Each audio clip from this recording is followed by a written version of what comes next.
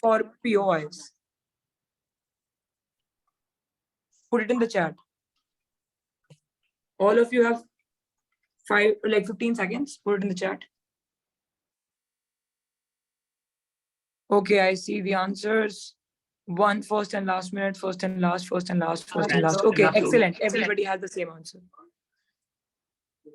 All right, beautiful. Next question. What is the first speaker supposed to do?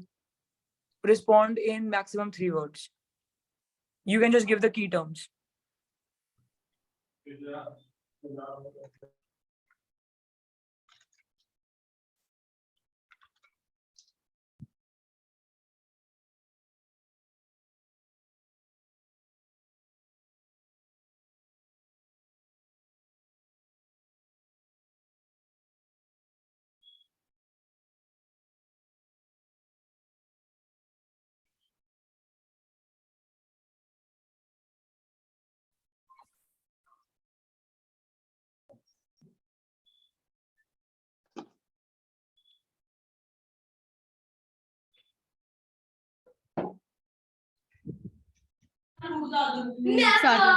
I'm going. Okay, mute yourself, please. Now let us look at the answers, introduce the topic, set the tone, set up the debate, greet each other, explain, introduce, find responses. Whoever is saying introduce each other, please keep in mind that introduction is not the major part. You don't get marked for it. So try to keep it short. But yes, setting up of the debate and sharing the arguments, maybe not analyzing them, is what the first speaker does. All right. What is the third speaker supposed to do? What is the key term for the third speaker? Quickly answers in the chat.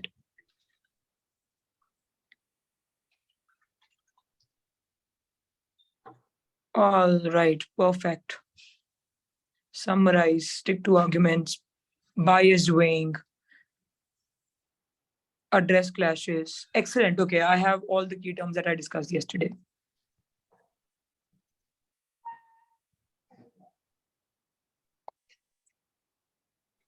Cool. What is the duration within which you are supposed to ask your POI? But I'm not doing it.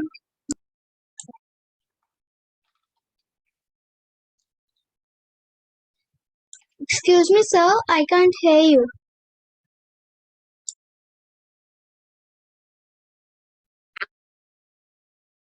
Nobody's speaking right now, that's why. Excuse me, sir. I can't hear you at all.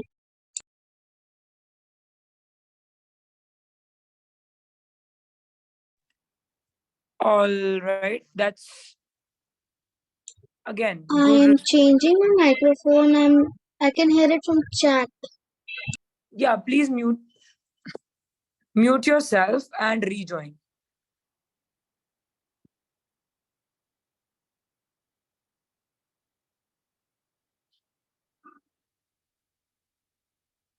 All right, last question probably.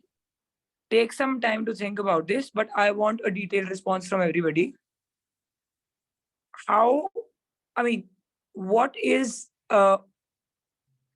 so who can respond to a POI when asked one? As in, like, who can ask whom a POI?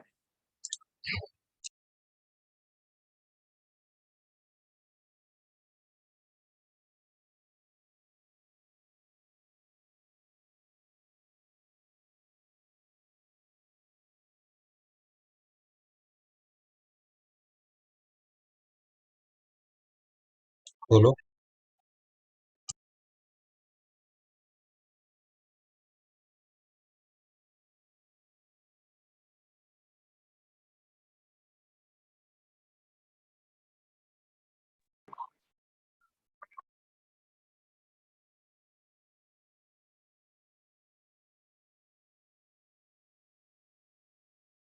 Okay, next question. I think all of your responses are right. I think there's a couple of questions that we have to address before we move on to the next thing.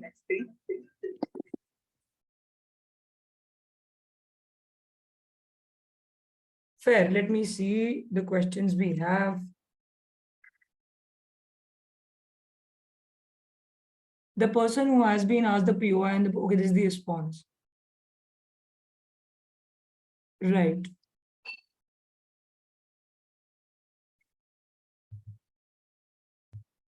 Okay, so some of you asked questions. I think Abana and some others had asked the question. It got lost in the deluge of answers. You can repost your questions if you want them to be answered. How many teams from the middle category will be selected for the quarterfinals?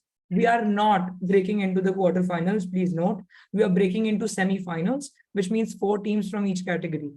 No quarterfinals, semifinals at IIT Delhi is where we start the out rounds.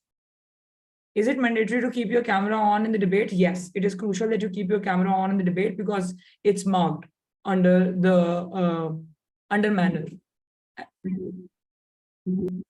All right, now let's just practice a couple of on a couple of motions today. These motions are not going to be the ones that you're going to get in this tournament, of course, because that would be like borderline cheating. This is just a random motion which is not going to come in the tournament, but it will just give you a clear understanding of how you're supposed to approach motions or how arguments are built and how rebuttals are made, right? Just quickly sharing my screen for that. Host, can you restore share rights, please? Whoever is the host.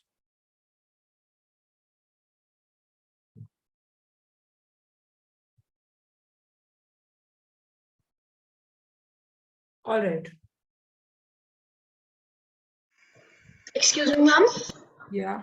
Ma'am, I had a doubt that if the opposition asks a POI from the PM, so can the deputy PM answer it? Yes, but like I said yesterday, the POI has to be asked separately. It's not like the deputy will take a POI even without you asking one. You have to again ask the deputy to take a POI and then they will take it. Okay, ma'am. Excuse me, ma'am, if you don't mind, can I ask a question? Yes, but put it in the chat, otherwise it will be difficult Sure, ma'am. managing the room. Abhimanyu, you can lower your hand, it just confuses me. Okay, so meanwhile, you can keep your questions in the chat while I quickly read out a couple of equity rules which I want to start with.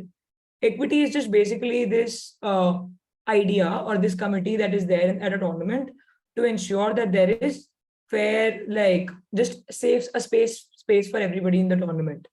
So equity officers in the tournament maintain discipline and make the space inclusive for everybody. So the equity committee of the tournament can disqualify participants for rude, irresponsible, and mean behavior from any team or participants. So please be respectful. Like I said yesterday, attack the argument, not the person. When you all debate, please ensure that all of your focus is on taking down the argument. You can't criticize the person by saying stuff like, oh, the other speakers are not good enough, that we are better people, or that we expected better competition. Those are mean, rude arguments which will not be pandered or indulged by the adjudicator. No participant can shout or be overtly aggressive towards other opponents. Debating peacefully is an art which all of us need to appreciate and learn. If anyone has any problems during the tournament, you can just reach out to the organizing committee and reach out to me. But for issues that you actually genuinely face, right? Please make sure that we are all peacefully debating at the tournament tomorrow. It's going to be fun if we can make it a safe space for all of us. All right. For today, the practice that we're going to have is on this motion that you see on the screen. It reads, this house opposes the glorification of courage in popular culture. I'm going to quickly explain what this motion means, and then we're going to give everybody 5 minutes to think about an argument from a particular side. So there are a couple of things that we need to define here. For example, if I was the first speaker, okay, let me ask you this. If you, let's say all of you are the first speaker for now in this particular debate, what do you think, what are the terms that you need to define? Quickly put those terms in the chat. Which terms do you think need definition in this motion?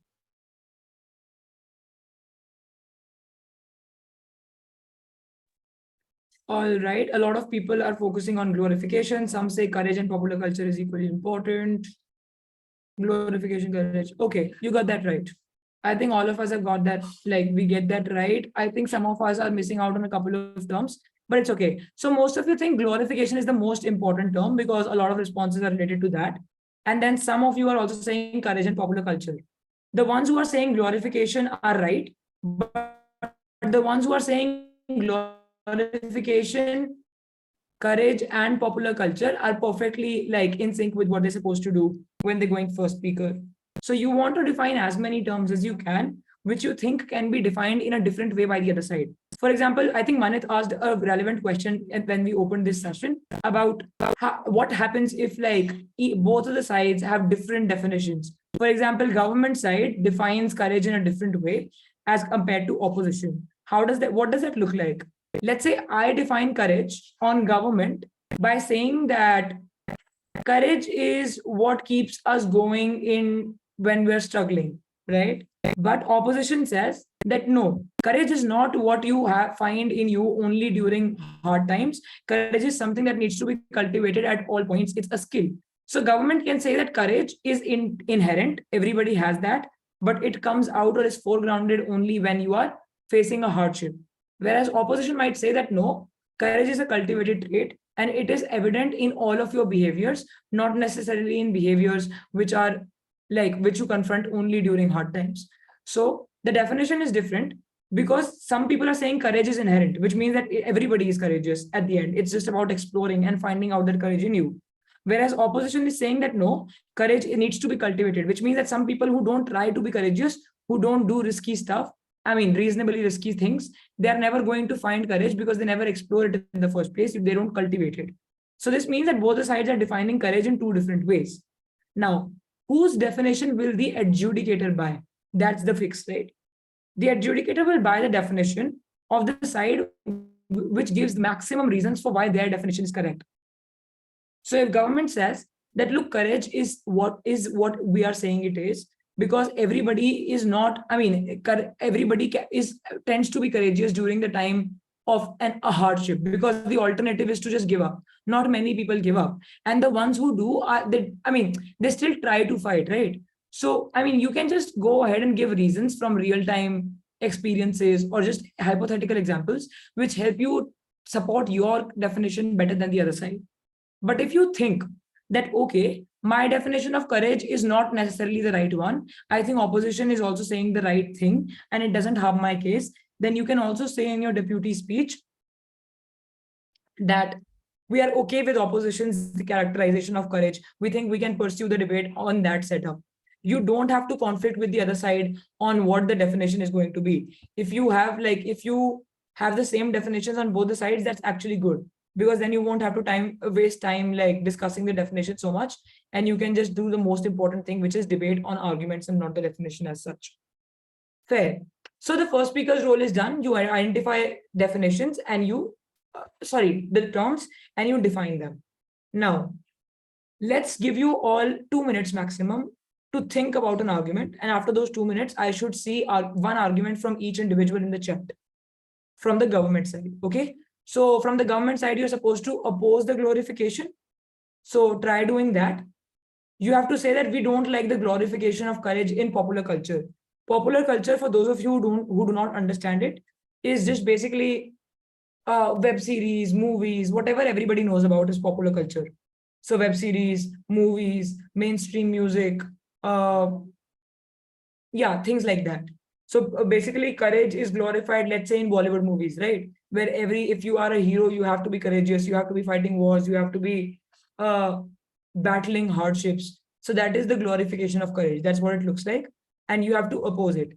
I want you guys to come up with arguments by 7:22, exactly 5 minutes. And then I'll read out the responses and we will collectively, I mean, I will give feedback on those responses, which everybody can listen to and learn from.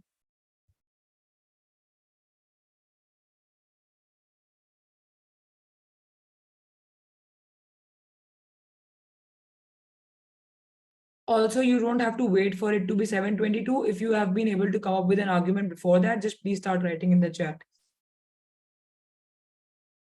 And if you have a doubt, put it in the chat. I'll clarify it.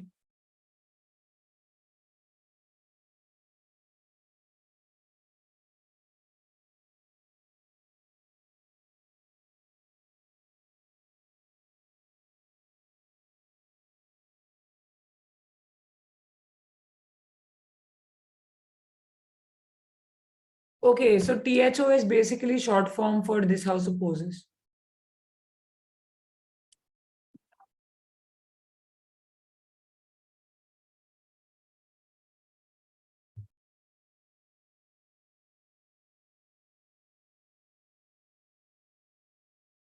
All of us are preparing an argument from proposition.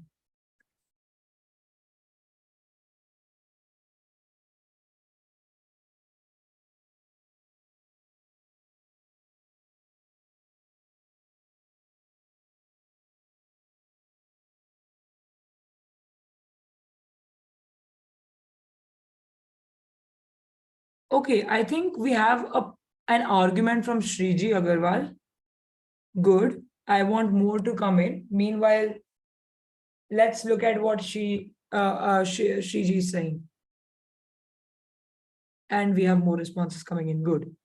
So first of all, about Shriji's response, for some people, courage can be defined as the bravery shown in fighting wars, combat, and contempt for danger. But in reality, violence does not show courage. Okay. Immediate feedback for you would be that you should not ask rhetorical questions in parliamentary debates. For example, does violence show courage? And if you ask this rhetorical question, you should also respond to it. You should say that we oppose the glorification of courage because it glorifies violence, and violence is something that degenerates or deteriorates the society, which is why glorification of courage needs to be discouraged and diplomacy needs to be promoted. So your argument will be complete when you answer your own rhetorical question. Please do not end your arguments with rhetorical questions because that leaves the question unanswered, and that's not conducive because the adjudicators will not fill in the blanks. They need you to answer every question that you're ever going to have in your speech. But otherwise, this argument is really nice. You can definitely say that courage is equated to violence. But if you want to run this argument in your deputy speech, your first speaker will have to first define courage as being equated to violence. So this is a new type of definition altogether of what courage can mean. So good job there. Let's look at the other arguments. Somebody is saying it talks about Anvi, in fact, is saying it talks about toxic masculinity and sets up unrealistic standards. Again, excellent argument, just needs more analysis. So toxic masculinity is like a very fancy word, which not many people might understand. You cannot presume that the adjudicator understands toxic masculinity. The best way to go about analysis is to explain everything as if you were explaining it to a 5-year-old.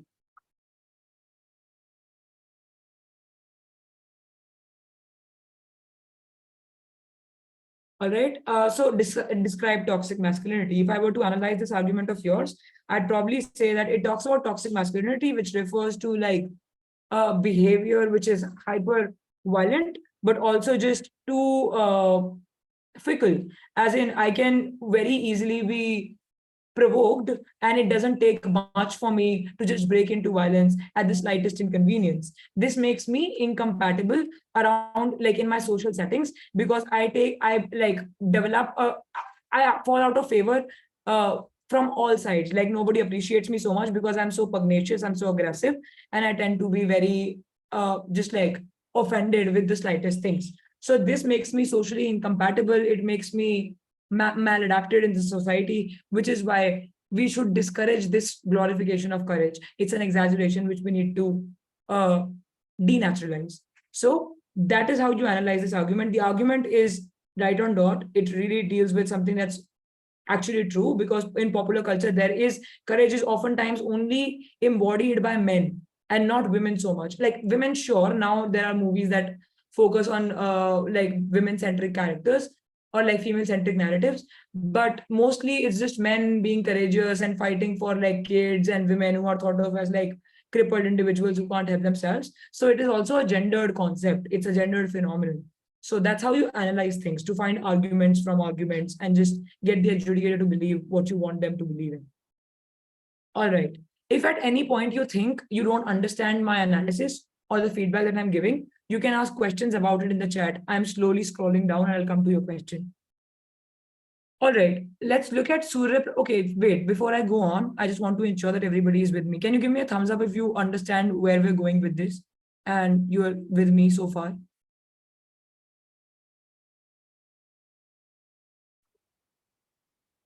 Okay, not many not many people reacting. More, I need more thumbs up before we go on.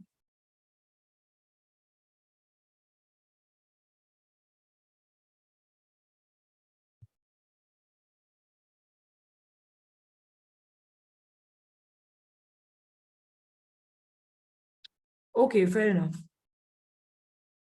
Cool. So moving on. Now, Surya's argument.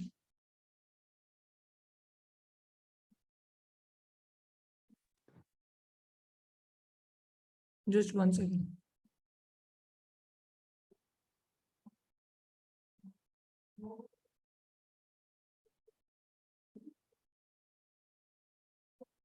Okay. Yeah, we left at Surya's argument, Mahi. The glorification of courage in popular culture can also perpetuate harmful stereotypes about gender, race, other identities. For example, the idea that men should be strong and brave at all times can lead to a toxic masculinity and harmful gender roles. Beautiful. I think the analysis is also pretty good. You're explaining what gendered stereotypes look like and how they can be harmful. Definitely a good mechanization of what you're trying to say. I think the adjudicator will mostly buy this. If you want to do more impacting, that would be good. Impacting is just saying that, look, the harmful impact of this in the society is that women think of themselves. I mean, women feel the need to be aggressive. So the idea of being like diplomatic or the idea of being peaceable in personality is something that is looked down on, when it shouldn't actually be the case. So you can just impact it more. Say what the harmful impacts of like glorifying courage are. Cool. Yashvi, popular culture frequently glorifies people who participate in risky and dangerous behaviors without emphasizing the potential negative effects, portraying bravery as having no consequences. This might give people a false sense of bravery and motivate them to partake in risky activities without fully comprehending the dangers involved. Excellent analysis again. I think I would buy this as an adjudicator, that risky behavior cannot be mindless, but when you glorify something, people just jump, like lap it up. But you also have to explain why this happens. You can say that, look, celebrities are people who are pedestalized. They're also glorified. So if Tom Cruise does something, nobody understands that Tom Cruise is doing it in a very regulated setting. You just want to do it because Tom Cruise is doing it and they're your role model. So the thing is that when you glorify it through celebrities, it just gives you a rush, which keeps you from thinking rationally. And that's bad, because you end up doing things which are going to harm you and your rationality gets blurred. So that's how you can explain your arguments more, right? Otherwise, it's like good. I think that's a good input. We don't like the this is Shivansh Yadav. We don't like the glorification of popular culture in the youth, as they start feeling haughty and even answer back aggressively. The main reason for glorification are the coming web series, movies, which are promoting toxicity and aggressive mindset. Good input, but this is mostly first speaker material, setting up the debate. What are web series? What happens when people are like watching them time and again? You can also give a couple of examples of any aggressive web series that you know, to just make your argument more solid. Otherwise, it's good. All right. Shivansh in the chat. The way courage is often, this is RNS, the way courage is often portrayed in popular culture can create unrealistic expectations. It can make people feel like they need to be brave at all times. I think, yes, this argument has already come about, but this is better explained here. It can make people feel like they need to be brave at all time, even when it's not necessary or safe. For example, if you go on to fight a person way stronger than you, after seeing a movie which shows such behavior, you will get badly injured. Good. I think the aspect that I like about this input, although this is something that's already been said before by somebody, is that this uses an example. So using examples actually just makes your claim a little more like relatable. Because as an adjudicator, I also know what road rage cases look like. I know what violence looks like. So when you give me an example, I'm able to automatically relate. So try giving examples, guys. That's good. Well done there, Aryan. Sasha. The glorification of courage in popular culture could make a courageous character preferable to the audience. However, the actor may not be so fearless as a person and could receive hate, etc., for not living up to the audience expectations. I think this is a new like stance or like a new argument altogether, but this is of secondary importance in a motion like this.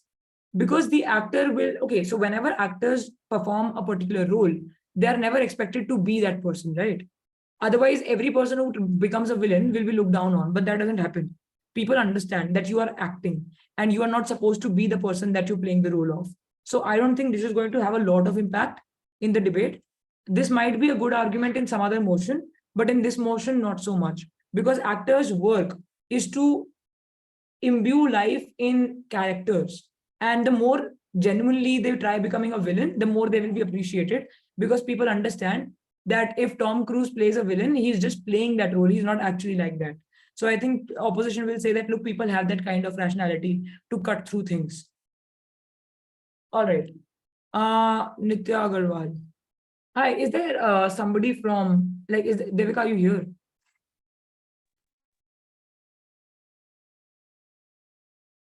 Yes. No. I just like, could you please read a couple of comments and then I'll continue. Okay. Thank you. So this is Nitya Agarwal, 12th to everyone, 7:19 p.m. onwards. I'm just finding Nitya's argument. Okay, I got it. Yeah, thank you so much. So,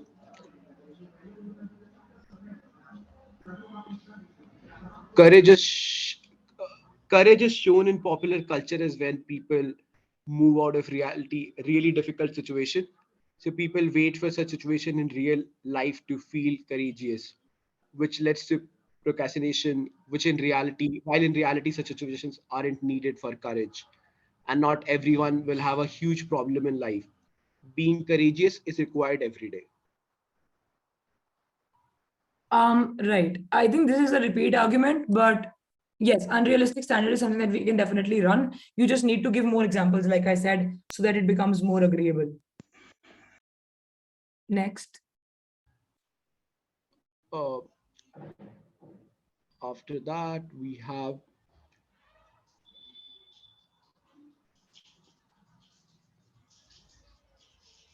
Ishita Verma, grade 7th. Glorification of courage can give people an unrealistic and unhealthy expectation of what courage look like. We often see brave characters performing extraordinary tasks of strength or daring, which can make people feel like they need to be similarly fearless in order to be considered brave. This can be dangerous as it can lead people to take unnecessary risks, thinking that it is the only way to be courageous. Yeah, I think this is an argument that has already been shared, but this was also well analyzed. I don't think you would be downmarked for lack of analysis. So good attempt there. Uh, then we have a Swastik Agarwal. Popular culture characterizes sense of courage in a really irrelevant way. Now, the reason why the glorification of courage is disregarded in the popular culture, because movie just advertise courage.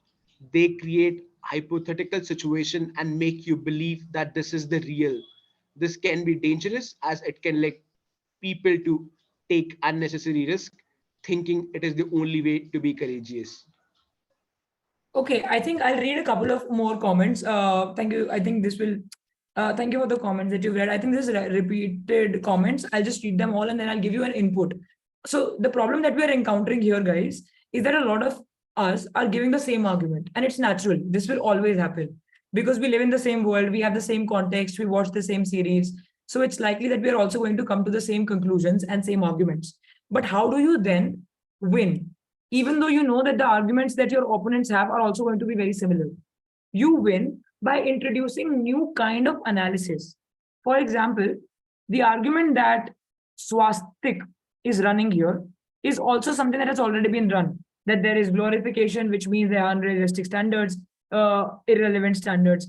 But what he has given as a new layer is this. They create hypothetical situations and make you believe that it is real.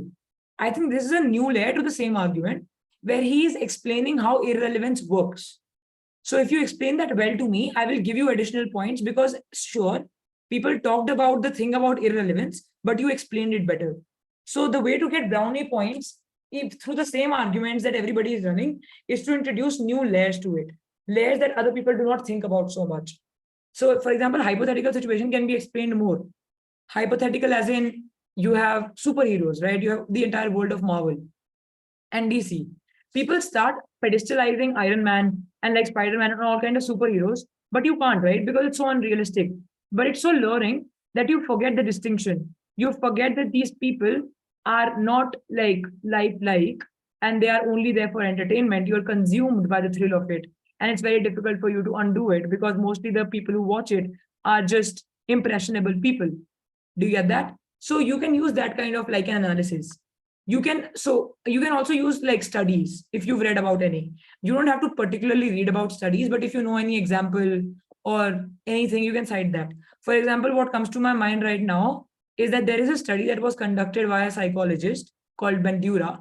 So this person actually got a couple of people, like kids, to watch some violent show, and these kids had the room they were put in also had like bobo dolls. So like just these dolls which who you can kick and punch for practice. But of course, it's like it's play. They're not real people. They don't get hurt. They're just dolls. So once you watch that series of violence, it was noted that before watching that violent series, children did not think about hitting the bobo doll, even though it was in the same room.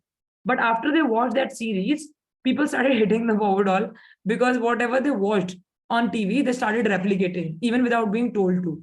So this experiment proved that social behavior is influenced by what you watch on popular culture through the media that you have access to. So it obviously has impact. So if you know of any such examples, you can also use them to make your argument sound new.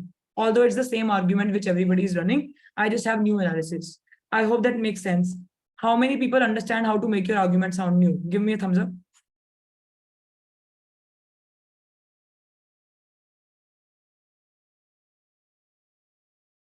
Okay. Cool. Moving on. So Darsh is saying popular culture shows the sense of courage in an unnecessary manner. I think same argument. Multiple movies show courage as something which is being cool, but new analysis. So this is what I would call like a new analysis where you are equating courageousness, like courage as a trait to being cool. Everybody wants to seem cool, but if you equate courage to like just being cool, then people overdo it. And people do it not because they feel courageous, but because they want to show other people. This also makes individuals like prone to peer pressure, which is bad because today you are performing acts of courage even if you don't want to under peer pressure. Tomorrow it will be something else. So it just cultivates a bad trend in the society. Those kinds of arguments can be run, like being involved in a fight. However, being courageous is different. Popular culture often shows the incorrect meaning and says what the people think. Yes, good. Okay, Akshata, it promotes a restricted definition of bravery that is generally linked to physical strength, violence, and risk taking. This can lead to exaggerated bravery expectations and promote damaging stereotypes, such as the assumption that men are supposed to be bold while women are expected to be afraid. Yes, good. Yeah, that can also be extended more to make a new analysis out of it. You can say that then women and other people are expected to like rely on men, and that's how they like it's wrong, right? Because everybody's supposed to be self-reliant, also because nobody should feel extra pressure of having to protect others, because then they become overprotective and there's friction and everything. So that can also be added. Adya is saying courage is not fear. It is to act with the very courage you wish to inspire in others. But some people do dangerous things like jumping from a building to show courage. That's right. You can talk about trends like Instagram Reels and TikTok and like YouTube Shorts and how they just create trends, right? And everybody starts following those trends, even if they're harmful. So if you glorify courage, those trends will also try to glorify it and cause harm to the society. Arna Kumar is saying glorification of courage in popular culture are kind of stereotype because courage is defined by words like violence or perfect and combat. Yes, this argument has been run. Akarshita, the glorification of courage in pop culture makes people want to inculcate the same within them while ignoring the fact that it's produced for the masses and it is not really practical. That's right. But you can also explain how it's not practical or why it's not practical. But you can also, guys, explain what actual courage looks like. Actual courage means that you try to work on your body, you keep it healthy, you eat healthy, but that's not for you to beat other people up. It's just for you to have resilience in your body, to endure problems like physical illness, etc. That's like courage. But courage is also just peacefully going through hard times. You can counter define courage. You can say that web series do not show that kind of courage often enough. Courage is also just keeping a smile on while you're going through hard times. But nobody thinks of that as courage. So you have to redefine courage, and that does not happen if you keep glorifying the courage that popular media upholds. That's another way of looking at things. Vani says this hurts current and prospective soldiers. Okay. Popular culture characterizes a sense of courage in a really irrelevant way. It's about a blanket narrative of what individuals in society believe and their instinctive responses when hearing the name of a soldier. This isn't a debate about whether soldiers deserve this or not. This is a debate about what the impacts of glorification are on soldiers, on the wider society. Yes, fair. I think the introduction of soldiers as a stakeholder is a good addition, which makes your arguments sound novel. So you can also say that soldiers will be more like they're more hard pressed to not lose a battle, to always fight, and to not even like get hurt. Because if you're hurt and if you are grieving, or if you feel like not fighting, then you will be thought of as emasculated or like not man enough. So that's also problematic because people need to be given the space to sometimes not want to fight, and that being okay. Nitya, courage is shown in popular culture as when people move out of a really difficult situation. So people wait for such situations in life to feel courageous, which leads to procrastination. While in reality, just one second. While in reality,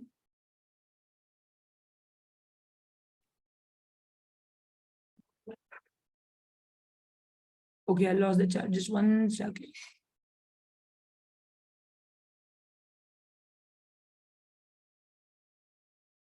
While in reality, such situations aren't needed for courage, and not everyone will have a huge problem in life being courageous is required every day. Yes, good. So you can, yeah, this is what I was talking about. You can say that courage can manifest in different ways, in subtle ways. It doesn't always have to be downright aggression. So good attempt there. Kabir Khan says courage is a difficult word to properly define as it can be seen from many angles. The angles that pop culture tries to portray are very different from the true meaning of courage. I think this is something that's been run. Courage is the mind and body overcoming fear and not losing it completely. Good. Pop culture glorifies deadly stunts, good, and calls them acts of courage, which is wrong. Yes. Anushka, as the term glorification means giving high position yourself, but in the terms of glorification of courage means giving high position to violence. Yeah, that's another way of looking at things. So yeah, just phrasing it in a different way also makes it sound new. But I think the arguments are repeating now. Gender inequality, Rehansh talks about kids copying risky stunts. Anxiety and depression are common phenomenon. Fighting from those should also be shown as courageous. Yes, good. This is good counterfactual. Okay, I think we get the gist now as to how we can like argue and analyze. Analysis is very important. Now you understand this. So many of you who responded, which I appreciate, we are actively participating. But the thing is that all of us almost had the same argument. To make it sound new, you want to introduce new layers, think creatively, talk about what can happen on the like alternatively, etc.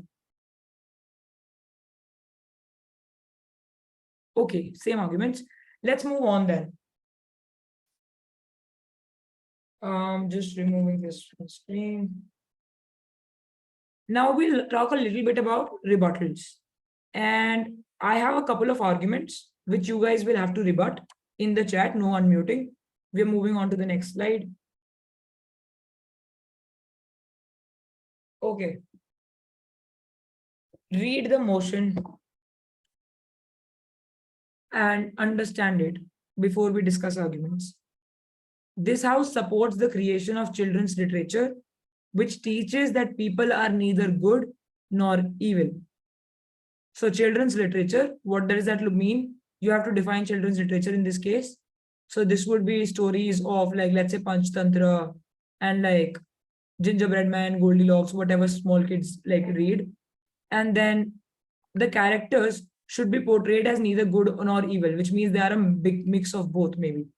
So nobody is only good or only bad. They're always a mix of both of these things, which means they always have like a checkered reality.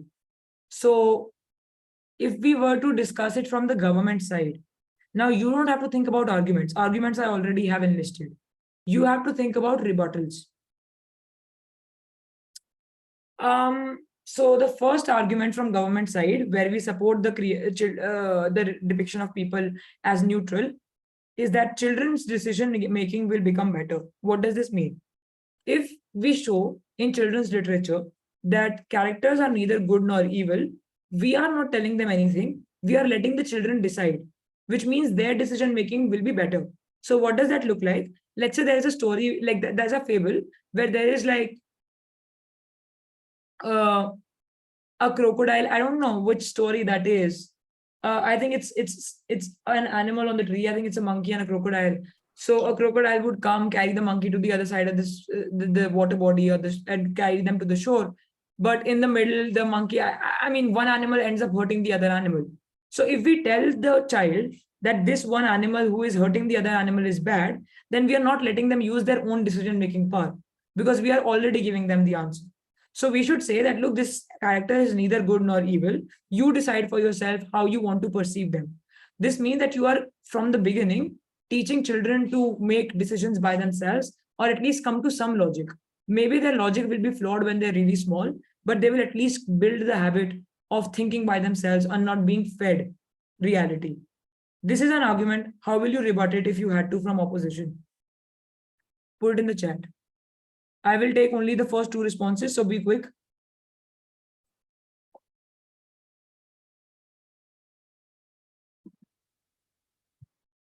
If it is unclear, the argument, please say that it's unclear in the chat. I will explain again. Okay, unclear. Okay, two people are saying it's unclear. That's reason enough for me to repeat. So basically, the argument is that if I am showing somebody to be neutral, this means that, let's say there is person A and person B. Person A steals from person B because person B does not like doubt people. So person B lets person A stay at their place, and at night person A steals from person B and leaves their house and runs away. Now, opposition will say that we need to tell the child that person A is a bad person. But proposition is saying, the government side is saying that person A does not need to be, you should not call this person either good or bad. The child can decide for himself or herself.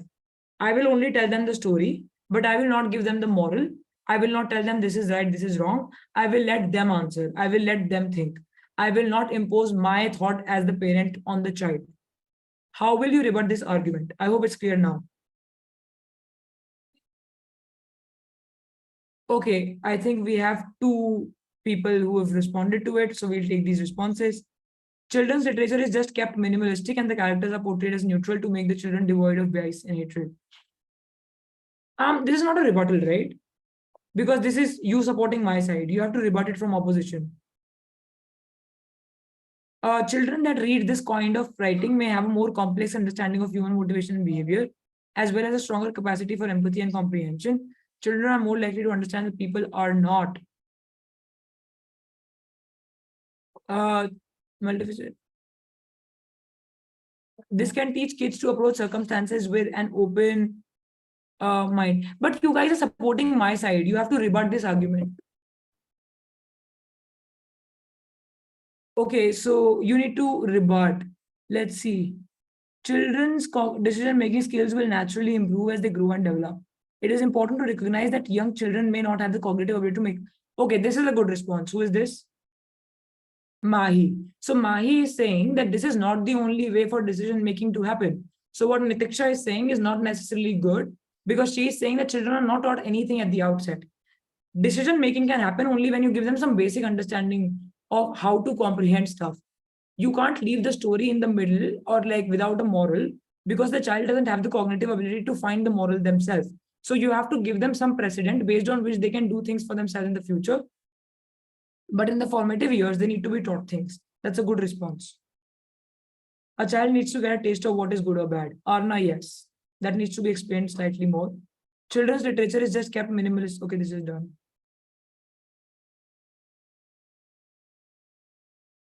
Children would think that all people are bad. They would be scared that they might face them too. Yeah, yes. So if a parent is not calling the person A who steals bad, then the child will not be able to understand that a person who is stealing from me is bad, which means you will probably let people steal from you, right? Whereas children need to be made aware. So like if you don't tell them that people can be bad, they will not be wary of strangers. And if they are not wary of strangers, they are just like always at the risk of being kidnapped when the parent is not allowed, and they become unsafe because they don't understand good and bad at all. Good response. Okay, I think I'll take only those many responses for this argument. Let's move to the next. Now, the second argument is that if you tell, let's just discuss this argument, the third one.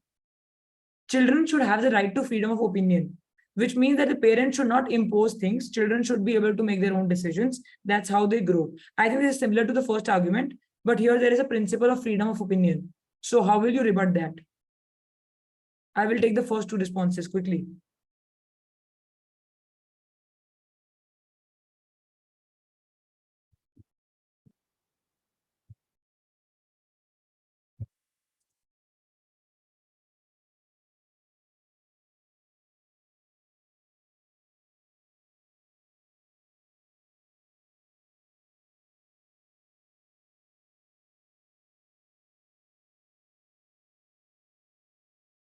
Opinions. Okay, we have two responses. Okay, two is enough. I think we'll take two for each argument. So Abhimanyu is saying a child will not like any of his parents interfering in the matter, but this is the only way to make a child understand. Okay, you can explain that more, as in how the children are unable to think by themselves when they're young. Nana is saying children should not have freedom of opinion as they may choose the wrong side and aren't mature enough to understand. Yes, okay. Yeah. That's a reasonable response. While children may not have the same kind of autonomy as adults, they still have the right to participate in decisions that affect their lives to the extent that they are able to do so, and to be protected from harm and abuse. But you have to explain how the children will always make the right call, because when they're young, they are more often than not just looking for immediate pleasure. Like if you want to buy something, you want it. You don't care how expensive it is because you don't understand the concept of money, stuff like that. So how can you leave children to their own devices when they're that immature and like unaware of how the world operates? Gorika, they should be given a little bit of decision making, but not too much because they can be wrong. Yeah, I think that's moderate and reasonable. But parents must guide. Parents must guide. Yeah, I think your arguments make sense here. Okay, Advait, I'm sorry if I'm skipping an argument or two. It's really difficult to scroll and like keep tabs.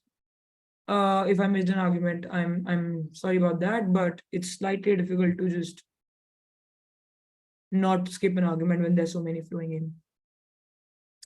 Okay, the next argument is that telling the child that this is good and this is bad is a simplification, an oversimplification. Because, for example, a parent can be both good and bad, because parents are also humans and they are imperfect. No one is perfect. So if you say that somebody is good, which means only good things, and if somebody is bad, then this binary is misleading because you are oversimplifying. When in reality, everybody is a mixture of both good and bad. How will you rebut that argument?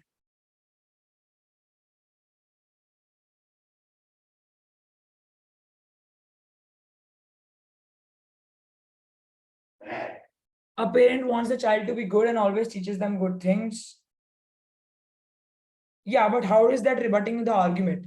The argument is that even if somebody does something, for example, they are aggressive in some situations, they also might have some good traits, right? So you can't just call a person bad and good because they are a very fine balance of both. So even if you look at me, sometimes I can be like really nice because when we are not working under a 1 hour constraint. But now that we are in a professional setting, we are in a 1 hour constraint, I might come across as rude sometimes when I tell you to not unmute, etc. So I am also like a mixture of good and bad. So how do you decide who is good and who is bad? Are you not oversimplifying things as a parent when you do that? That's the argument.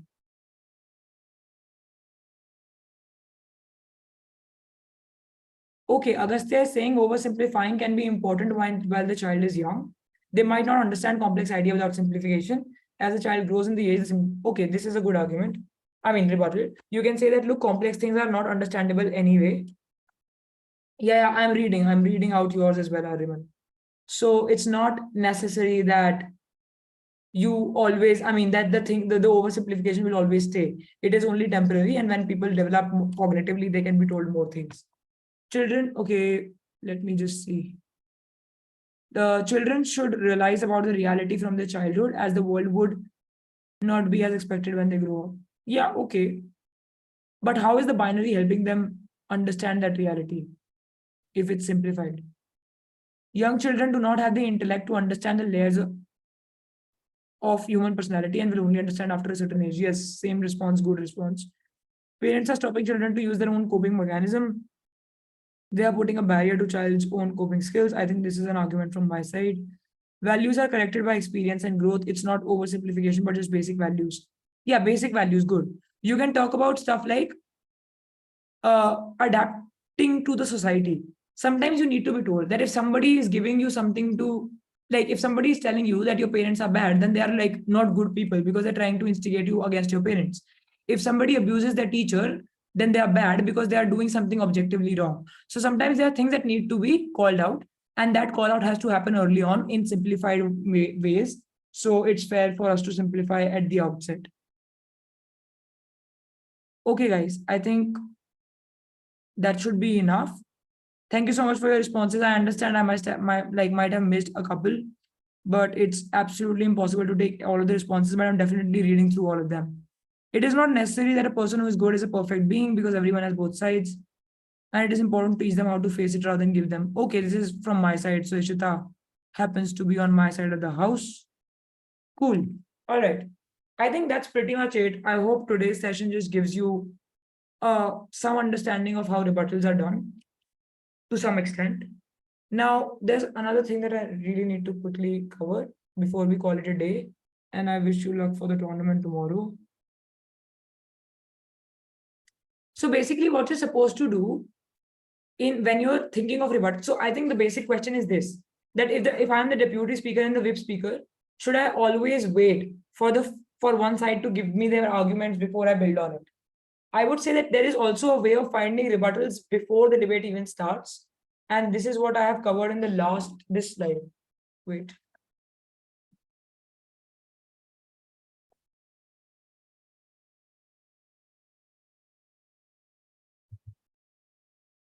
This. So when you want to rebut beforehand, you ask yourself a couple of questions. Firstly, you should ask yourself, what is this debate about? Before you think, I mean, this is some typo. Ask yourself, what is this debate about? And then think about rebuttals beforehand based on that. So if this debate is about the idea of courage, think about why somebody would want to glorify courage and then try to oppose it. Think about what will the other side say? What would I say if I was the other side? Right? And then another way of looking at it is that once you've made your own case from a particular side, try to be your own critique. Look at it from a very harsh perspective and think about the loopholes in it. And once you have gotten those loopholes, try to fix them. So those are two ways of finding rebuttals beforehand. But of course, you won't be able to find all the rebuttals beforehand always. So sometimes you also have to be very adaptive and dynamic and be listening to your opposition all the time and making arguments on that basis. I am going to open the floor for questions for the next 5 minutes, guys. And after that, we can call it a day. The children who haven't got doubts can leave the meeting then. Yes, people who don't have any doubts, I wish you all the very I best for. just sorry to interrupt, Nitiksha. So, student, because ma'am has tell you the idea of debate, like making your own argument and rebuttal. Also, if you want to see actual debates, you can go to the Oakley's YouTube channel. You will find there are live debates of previously happened of last 2 years. So within your grades, you can go and watch those debates if you want to actually see how the debates really worked out. And I'll share the link in the Sir, chat. if you don't mind, can you please tell the YouTube channel's name on the chat? I've shared the link directly on the chat. Over to you, Nitiksha. Okay, thanks. Yeah, whoever is leaving, all the best for tomorrow. I hope you do well. Whoever is staying back for questions, I'll just respond to them, put in the chat. Okay, it is not necessary. Okay, this is Ishita. We read that already. Nana, 8th grade, asks, okay, is asking about whip speech and how it starts. There is no set rule about how a whip speech is supposed to start. Just say greetings panel, greetings to the house at large. I will be doing so and so in my speech, and then begin. I mean, it doesn't really matter what you start with. It's not that formal. I mean, the introduction is not definite. It's not well defined. I have a bad quality of camera. Will I be downmarked? No, I think quality does not matter so much as long as you're visible to some extent. But you definitely have to be on camera. You can't say that I won't be on camera and then I want marks for it. I mean, it's not possible. It will definitely get you downmarked. If any speech ends before 6 minutes, would it affect the marks? No, but you should definitely use all the 6 minutes because it helps you cover more arguments and more arguments fetch you more marks. As you said that tomorrow we will have different teams. So what about the teams that are mentioned in the spreadsheet? See, don't worry about matchups, teams. There is a software we are using. We will tell you which team you're going against. Don't worry about it. Just prepare good cases from your side. What is the scope for team senior motion tomorrow? In terms of natural commodities, would I address materials like coal or oil or this is within the debate, Rian. You have to think by yourself. Do you sell coal in packets like you sell water to normal people? No. So I don't think coal will be a very relevant natural resource in this debate. So think about it like that. What are the natural resources that are actually commoditized and commercialized and sold to people? That's the way to think about it. All right, ma'am. Thank you so much. You're welcome. Tanishk says 5-6 minutes are okay. Yes, it's okay. Ma'am, if any one of the member will not do the debate, will she get disqualified from the tournament? See, if you drop a round, you're already losing that round because you dropped it. And it's not enough for you. So only 4 teams will qualify from each category. So these 4 teams will have played that like 3 rounds. So yeah, I think if you play only 2 rounds, you're likely to not qualify. Is it you won't be disqualified. You can still play the rest of the 2 rounds, but you might not like be able to come to IIT Delhi if you skip a round. We would be in the same team till end. Yes, yes, Ansh. Is a DPM or whip speaker allowed to elaborate a POI asked to the speaker before? Yes, please, yeah. Any other questions? Think about it, guys. This is your last time to ask questions. This is the last session we have. Tomorrow, you should be ready and good to go. So think about it. I'm here for 2-3 more minutes to respond to your questions. Ma'am, if a player is not present in a round, can other people speak that person's lines? That's called iron personing, yeah. So if your speaker is not allowed, like is not around for one round, you can deliver a speech on their behalf. That's okay. Even if the POI isn't asked to them directly. Yeah. Whatever you want to do in your speech, you can do that. Like if you think that they are going to make that argument, they've already made that argument. If you think that this, if I don't respond to it, I'm going to lose the round, just respond to it and get it done with. That's not an issue. Ma'am, if you really need to complete covering an important point, then is there any sort of grace period given if you run out of time? No. Grace is only 20 seconds. After that, the adjudicator, even if they don't stop you, they're not going to be listening to you. So there's no point covering anything beyond that time. Okay. Can we invite some other player to speak for that player? No non-registered participants. I would like to ask a doubt that if due to an emergency, one of our teammate is not available to attend the qualifier round, what should be done by the team? Team is not disqualified. You can deliver a speech on their behalf. As the first speaker of the opposition, can I add the rebuttal anywhere in between my speech? Yeah. You can add a rebuttal anywhere in the middle, towards the end. Doesn't matter. All right. I think with that, we've reached the end of this particular session.